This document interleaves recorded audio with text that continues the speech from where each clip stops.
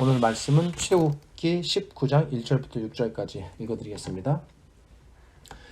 이스라엘 자손이 애굽 땅을 떠난 지 3개월이 되던 날 그들이 시내 광야에 이르니라. 그들이 르비딤을 떠나 시내 광야에 이르러 그 광야에 장막을 치되 이스라엘이 거기 산 앞에 장막을 치니라. 모세가 하나님 앞에 올라가니 여호와께서 산에서 그를 불러 말씀하시되 너는 이같이 야곱의 집에 말하고 이스라엘 자손들에게 말하라. 내가 애굽 사람에게 어떻게 행하였음과 내가 어떻게 독수리 날개로 너희를 넘어 내게로 인도하였음을 너희가 보았느니라. 세계가 다 내게 속하였나니 너희가 내 말을 잘 듣고 내 언약을 지키면 너희는 모든 민족 중에서 내 소유가 되겠고 너희가 내게 대하여 제사장 나라가 되며 거룩한 백성이 되리라. 너는 이 말을 이스라엘 자손에게 전할지니라. 한 해를 마감하면서 오늘은 제 목회의 성격을 말씀드리고 그리고 감사의 말씀을 전하면서 설교를 시작할까 합니다. 제 설교를 들으시는 분이나 독자는 결코 많지 않습니다. 항상 저의 설교의 대면 예배자가 되는 사람은 제 아내뿐입니다. 그리고 딸을 비롯해서 대부분의 사람들은 온라인 예배자입니다. 오늘은 아내와 딸이 함께 대면 예배를 하고 있습니다. 성도가 2배로 늘었습니다. 그렇게 저는 2015년 1월부터 6년째 예배해 왔습니다. 아내와 딸 그리고 몇 달 전부터 온라인으로 함께 예배하는 우리 한동대학교 나타샤 그리고 밴드를 통해 말씀을 듣는 몇몇 그분의 교회 성도들 그리고 이 말씀을 매 주일마다 작업해서 유튜브로 올려주시는 우리 드림팀의 박영태 장로님과 이지수 권사님 그리고 유튜브나 카톡방을 통해 설교를 읽으시거나 들으시는 드림팀의 성도들 이분들이 저의 설교 청취자들이고 또 예배자들입니다. 박영태 장로님을 비롯해서 제 설교를 들어주시고 아껴주시는 모든 분들께 올 한 해를 마감하면서 깊은 마음으로 또 감사를 드립니다. 그 감사는 어떻게 표현하여도 늘 부족합니다. 귀한 성도들이 늘 곁에 있었기에 힘을 얻었고 그리고 그 힘으로 버티며 지금까지 말씀을 전했습니다. 저는 비록 얼굴을 대면하지는 못하지만 이렇게 말씀이 전파되어 이 말씀을 통해 한 사람이라도 신앙의 유익을 얻고 살아갈 힘을 얻는다면 그것이 저의 소명이고 사명이라고 생각합니다. 함께 모이지 못해도 이것이 제 방식의 목회라고 생각했습니다. 비록 간판 없고 건물 없고 모이는 사람 없지만 분명 거룩하고 소중한 저의 목회입니다. 제 가족을 비롯해서 나타샤 그리고 드림팀 그분의 교회 예배자들 이분들이 모두 저의 목회 대상이고 제가 섬기는 분들입니다.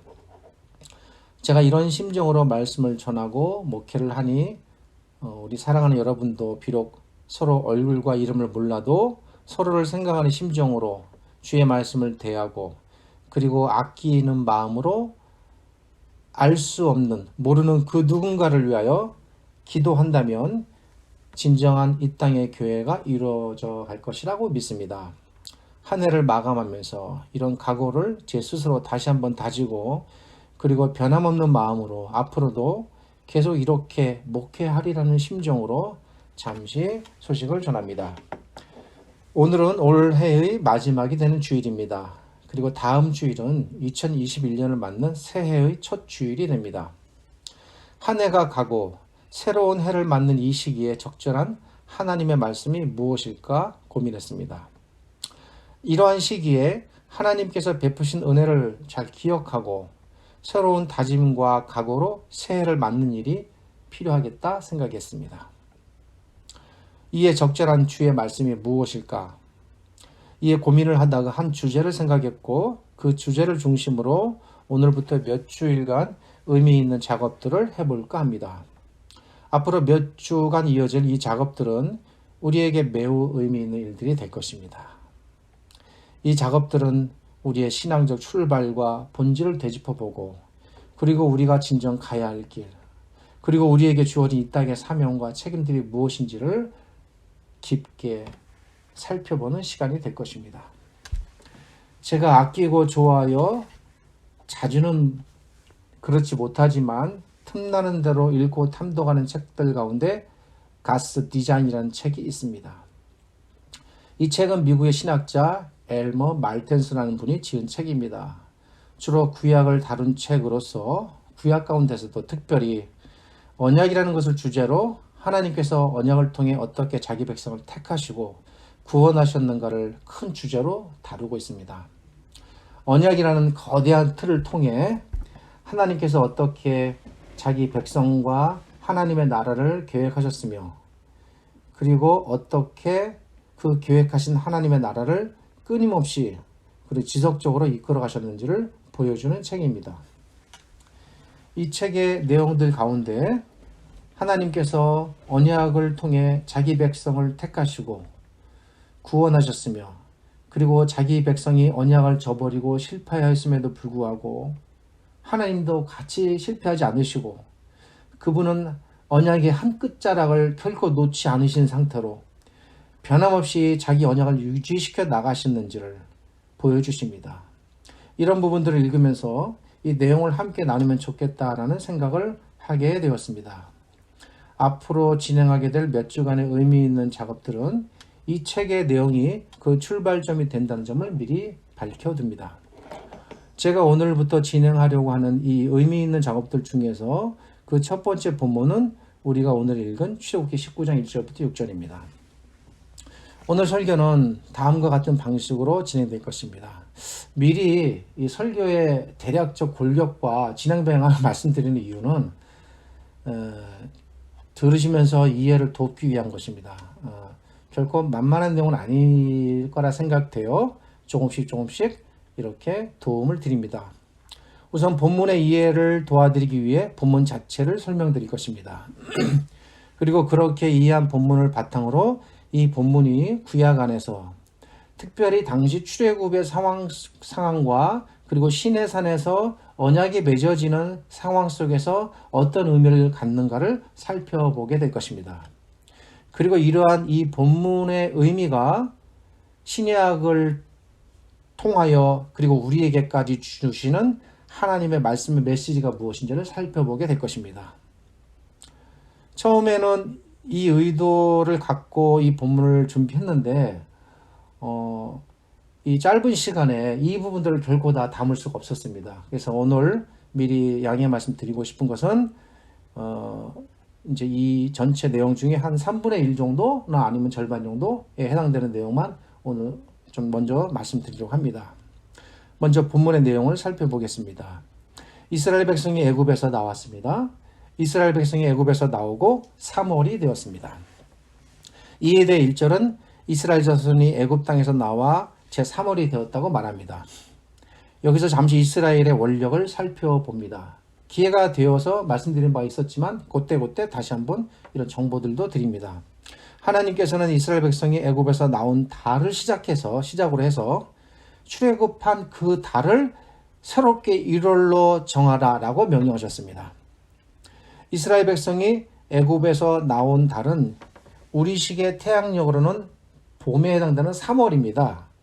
그러니까 그 3월을 1월로 정하라 하셨으니 이스라엘 백성에게는 3월인 태양력이 그들에게 1월이 되는 것입니다.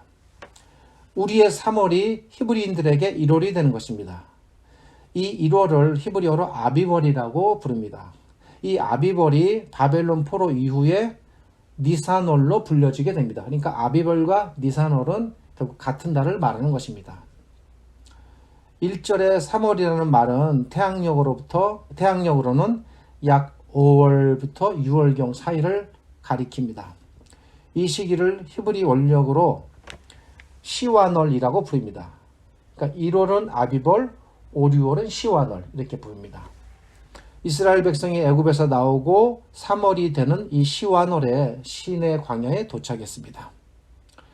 잠시 시내산에 대해서도 설명드립니다. 이 산은 흔히 모세의 산으로 간주되는데 히브리어로 에벨무사라고 불립니다. 지금의 수에즈만과 아카바만 사이의 V자형 반도의 남단에 위치한 약 2291m의 산입니다. 이렇게 설명드려도 사실 저도 모르고 듣는 분도 잘 모릅니다. 왜냐하면 우리가 수에즈와 아카바를 가본 적이 없거든요. 참고적으로 세계 지도를 보면 아실 수 있으니까 보조적으로 설명을 드릴 뿐입니다. 문헌에 의하면 이 산 기슭에 전방을 바라볼 수 있는 대단히 넓은 공지가 있었고, 그래서 백성들이 그곳에서 장막을 치고 오랫동안 생활할 수 있었다라고 고고학자들은 말합니다. 참고로 또 히브리어 구약성경, 그러니까 구약성경 원래 히브리어로 처음에 기록이 되었는데 신약 시대에 헬라 언어를 사용하는 그 유럽 각지의 헬라 지역에 사는 유태인들, 그러니까 그 사람들 히브리어를 몰라요. 그러니까 시대가 흘러서 그 헬라인들을 위해서 학자들이 구약성경, 히브리어로 쓰여진 구약성경을 헬라어로 번역했어요. 그렇게 해서 헬라어로 번역된 구약성경을 70인역이라고 부르는데, 이 70인역에는 제3월 첫째 날에 도착했다고 말합니다. 이 말은 이들이 시내산에 도착한 지가 애굽에서 나온 지 약 50일 정도 되었음을 알려줍니다. 그러니까 2달 언간에 이들이 애굽에서 나와서 이 시내 광야에 도착한 것입니다. 이전 정착지였던 르비딤이라는 곳을 떠나서 시내 광야에 도착했습니다. 시내산에서 그들은 이스라엘 전 역사상 가장 중요한 대단한 사건들을 경험하게 됩니다. 어쩌면 이스라엘 백성 건국의 시작이 바로 여기서부터 시작되었다라고 볼 수 있습니다. 이스라엘 백성이 최초로 하나님과 국가적인 공식적인 첫 언약을 이곳에서 맺게 됩니다. 그리고 이 시내산에서 이스라엘 백성은 모세를 중보자로 해서 하나님께로부터 율법을 받게 됩니다. 그리고 그 시내산에서 이스라엘 장로 70인이 초대되어 하나님과 언약 만찬을 갖게 됩니다. 시내산에서 이루어지는 이 일련의 사건들은 결코 이스라엘 역사에서 빼놓을 수 없는 매우 중대한 사건들입니다. 그러기에 시내산은 성경적으로도 그렇지만 이스라엘 백성에게도 결코 지나갈 수 없는 매우 중요한 지역이고 성지와 같은 그런 곳입니다. 시내산에서의 여정은 다음과 같습니다. 이스라엘 백성이 시내산에 도착한 후에 하나님께서는 이스라엘 백성을 애굽에서 건지신 목적이 무엇인지를 제일 먼저 말씀하십니다. 그것이 기록된 곳이 바로 오늘 본문입니다. 이렇게 내가 너희를 애굽에서 왜 건져내었는지를 말씀하신 후에 이스라엘 백성으로 하여금 각기 자기의 옷을 빨아 성결케 하라고 말씀하십니다. 이것은 곧 있을 시내산으로부터 주어질 율법을 받을 준비를 하라는 말씀입니다.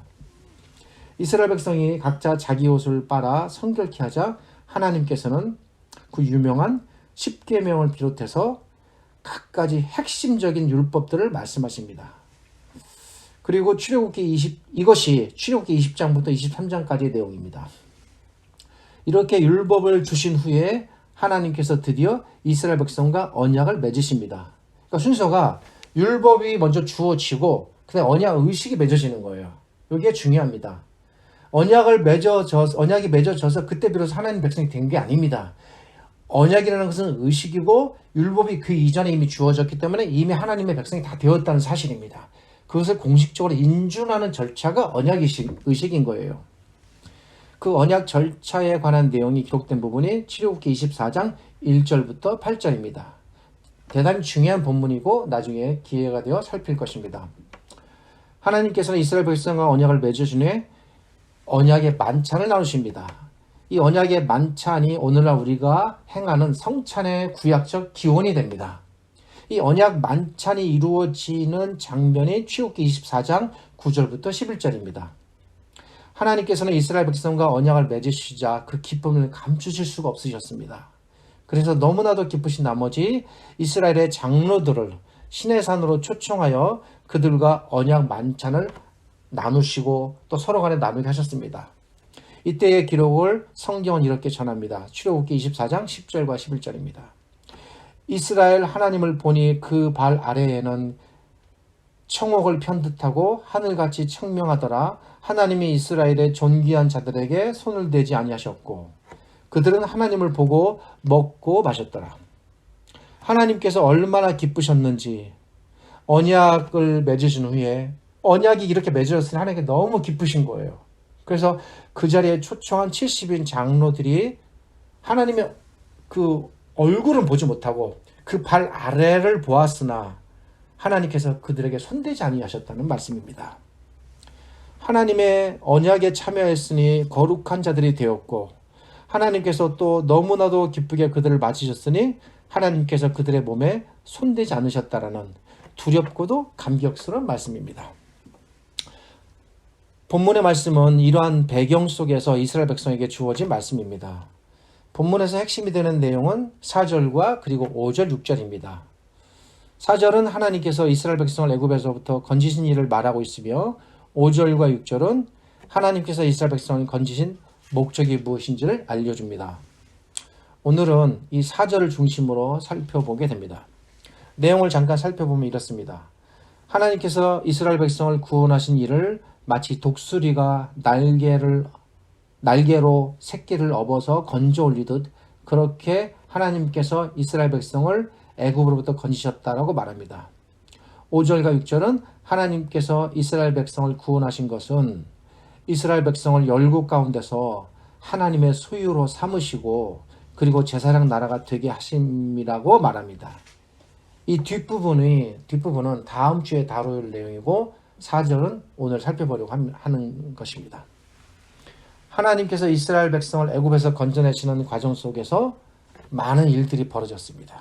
그 역사는 우리가 이제 창세기의 내용을 읽음으로써 어렵지 않게 알 수 있습니다. 이미 하나님께서는 오래전부터 모세를 준비하셨고 그리고 모세를 바로에게 보내셨습니다. 하나님께서는 모세를 통해 애굽에 10가지의 재앙을 내리셨고 그리고 마침내 홍해바다를 건너 이스라엘 백성을 애굽으로부터 나오게 하셨습니다. 이 모든 사건들 가운데 하나님께서 바로를 깨닫게 하시고 징계하시고 그리고 마침내 그를 굴복시키는 데 있어서 결정적인 역할을 하게 된 재앙, 10가지 재앙이지만 그 가운데서도 그 결정적인 사건이 되는 재앙이 하나 있었습니다. 그것은 바로의 장자를 비롯해서 모든 애굽의 장자들과 그리고 심지어 가축들의 새끼까지 모두 죽이신 10번째 재앙입니다. 이 재앙을 통해 바로는 완전히 두 손을 들고 이스라엘 백성을 내보내게 됩니다. 우리는 이 10번째 재앙을 주목해야 됩니다. 다른 9가지의 재앙들과 이 10번째 재앙은 독특하게 다른 차이점이 있습니다. 그것은 다른 9가지의 재앙들과는 달리 이 10번째 재앙은 이스라엘 백성도 결코 피해갈 수 없는 재앙이었다는 사실입니다. 왜냐하면 우리가 이제 창세기를 읽어보면 알겠지만 9번째까지의 재앙은 이스라엘 백성의 그 어떤 노력과 상관없이 하나님께서 은혜를 베푸셔서 그 재앙들이 그들에게 임하지 않게 하였습니다. 그런데 이 10번째 재앙은 그들도 피할 수 없는 재앙이었다는 사실입니다. 만약에 그들이 그 어떤 하나님의 한 지시를 따르지 않았다면 설령 이스라엘 백성이라 할지라도 죽음을 면할 수는 없었습니다. 이것이 10번째 재앙이 갖는 앞에 9가지와 독특하게 다른 점입니다. 이것이 또 이스라엘 백성의 출애굽과도 밀접하게 연관되어 있습니다. 그 지시는 우리가 잘 알듯 하나님께서 이스라엘 백성에게 각 가정마다 어린 양을 잡아 피를 내어 그 피를 문 입구에 바르고 어린 양을 먹도록 하신 사건입니다. 당시 천사들은 이스라엘 백성과 애굽 백성 사이를 구별하지 않았습니다. 천사들은 무차별하게 하나님의 명령에 불응한 자는 설령 그 가족이 이스라엘 백성이라 할지라도 그 집의 장자와 그 집안의 짐승들까지 전부 쳤습니다. 당시 오직 이 재앙으로부터 살아나는 길은 하나님의 명령대로 어린 양을 잡아 그 피를 바르는 일뿐이었습니다. 그것이 하나의 표식이었습니다. 그리고 순종의 표현이었습니다. 만약 당시에 약 200만의 이스라엘 백성이 애굽으로부터 나왔다면 각 가족의 수를 따라 셈해봐도 적어도 수십만의 어린 양이 희생당했던 것입니다. 이스라엘 백성이 애굽에서 죽음을 면하고 나올 수 있었던 결정적인 사건이 이 어린 양의 죽음이었습니다. 제가 지금 주목하고자 하는 사건은 바로 이 어린 양의 죽음입니다. 이 어린 양의 죽음을 통해 그 이전에 한 사건을 살펴보고, 그리고 이 어린 양의 죽음 이후에 구약의 제도들을 살펴보고, 그리고 우리의 문제를 살펴보려고 합니다. 다시 요약하여 말씀드리면, 출애굽 당시 마땅히 죽어야 할 자가 죽음을 면할 수 있는 유일한 길은 어린 양이 대신 죽는 일을 통해서만 이루어질 수 있었습니다. 어린 양이 죽어야 할 자를 대신해서 죽는 이 대리적 죽음의 원리가 처음 나타난 것은 사실 출애굽 때가 처음은 아니었습니다. 하나님께서는 이미 출애굽 훨씬 이전에 이 원리를 보여주시고 알려주셨습니다. 그리고 장차 내가 내 백성을 이런 방식으로 살려내겠다라는 것을 이미 보여주셨습니다. 이를 통해 하나님께서는 죽어야 할 자기의 백성을 살리기 위하여 동물을 대신 죽여 살리는 이 대의적 죽음의 방식을 세우시겠다는 뜻을 어렴풋하게 알려주셨습니다. 그 대리적 죽음의 첫 번째 원리가 나타난 사건이 창세기 22장의 우리가 잘 아는 이삭이 제물로 바쳐지는 사건입니다. 아브라함이 하나님의 명령을 받아 모리아의 한 산에서 이삭을 제물로 바쳐야 했습니다. 우리는 하나님 명령 자체에 대한 부당성을 제기할 수도 있겠지만 어떻게 아들을 바치라고까지 할 수 있을까? 의문과 이의를 제기할 수 있겠지만 성경은 그런 방식의 의문을 용납하지 않습니다. 왜냐하면 성경이 전하는 불변의 진리가 하나 있는데 그것은 뭐냐면 하나님께서는 언제나 선하시다라는 겁니다. 하나님께서 언제나 선하시다라는 것은 성경 전체가 포괄하고 있는 대전제입니다. 그리고 그 틀 안에서 주어지는 하나님의 명령도 어떠하든지 간에 그 명령 또한 언제나 선하다는 이 대전제 속에 포함되어 있습니다. 그 대전제를 따라 우리는 그분께 그러기에 우리의 이성과 논리에 맞지 않아도 분명한 하나님의 뜻이라면 순종해야 하고 그 명령이나 말씀에 불신의 이의를 제기할 수 없습니다. 이런 태도를 성경은 바로 믿음이라고 말합니다. 아브라함이 하나님께 대해 이 대전제를 갖기까지는 상당한 시련과 훈련과 과정과 어려움도 있었지만 결국 아브라함은 이 대전제를 확고하게 다지는 그 수준까지 올라갔습니다. 즉 아브라함은 하나님께 대해 그분은 언제나 선하시다. 그분을 통하여 내가 불행한 일은 없다. 라는 이 대전제의 믿음을 갖고 있었던 것입니다. 그러한 믿음의 전제가 있었기에 아브라함은 설명할 수 없는 이 하나님의 명령에 따를 수 있는 논리적 근거가 마련되었던 것입니다. 이에 아브라함은 명령에 따랐고 진심으로 이삭을 죽이고자 하였습니다.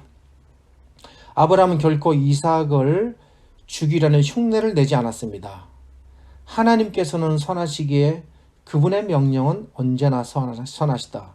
그러니 반드시 어떤 하나님의 보관이 대책이 있으실 것이다. 라는 것이 아브라함의 믿음이었습니다. 아브라함이 이삭을 죽이려던 바로 그때에 하나님께서 칼을 멈추게 하셨습니다. 바로 이 지점부터가 중요합니다. 오늘 본문과 연관되는 부분입니다. 하나님 편에서는 이쯤에서 그래 내가 알았다. 내가 내 마음을 알았다. 이제 이삭을 죽이지 않아도 된다. 내가 충분히 내 마음을 다 받았다. 이렇게 말씀하시고 정리하시고 상황을 종료하실 수도 있으셨습니다.